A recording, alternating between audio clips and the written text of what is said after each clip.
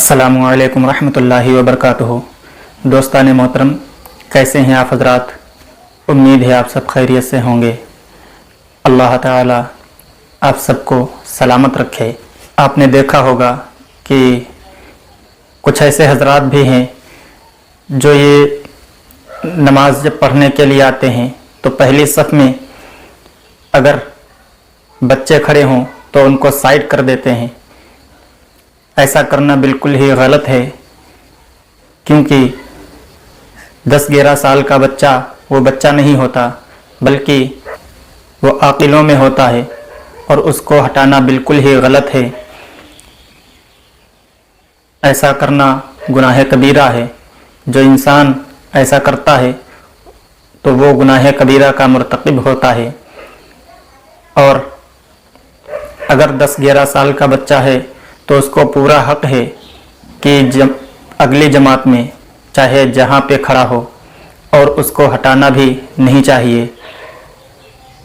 और वैसे भी कुछ ऐसे भी लोग हैं जो 7-8 साल का बच्चा नमाज के लिए आता है तो अगर सफ़ के लास्ट में खड़ा हो जाए तो उससे कहते हैं कि आप कोने में जाएं, वहाँ दूर खड़े हों। तो ये भी गलत है, क्योंकि कोने में क्यों जाए? अगर छोटा बच्चा है तो उसे पीछे खड़ा होने के लिए कहें। और 10-11 साल के बच्चे से सफ़ मुनक़ता नहीं होती है, सफ़ अलग नहीं होती है, बल्कि वो सफ़ में शुमार किया जाता है, जमात में शुमार किया जाता है। तो अगर आपके दरमियान ऐसा हो कि अगर कोई 10-11 साल का बच्चा आ जाए तो उसे जहाँ पे जी चाहे वहाँ पे खड़ा हो, उससे सफ़ मुनक़ता नहीं होती है।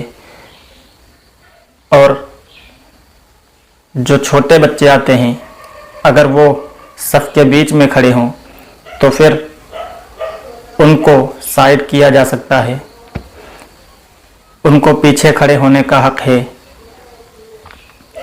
और नमाज पढ़ने के लिए जब बच्चा खड़ा होता है, नियत बांध लेता है, तो लोग उसे जो बाद में आते हैं तो उसे साइड करके खुद खड़े हो जाते हैं।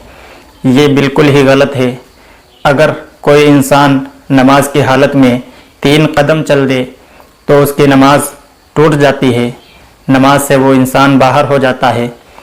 यानी नमाजी 3 कदम इधर उधर या आगे पीछे चले तो उससे नमाज टूट जाती है, वो नमाज से बाहर हो जाता है, फिर उसको पूरी नमाज फिर से अदा करनी होगी। तो ऐसा ना करें। जब आप किसी को साइड करते हैं और ख़ुद उसकी जगह लेते हैं तो उससे उसकी नमाज टूट जाती है और फिर उसका जो गुनाह है वो आपके ऊपर आता है। तो इसलिए आप इन बातों का ख्याल रखें।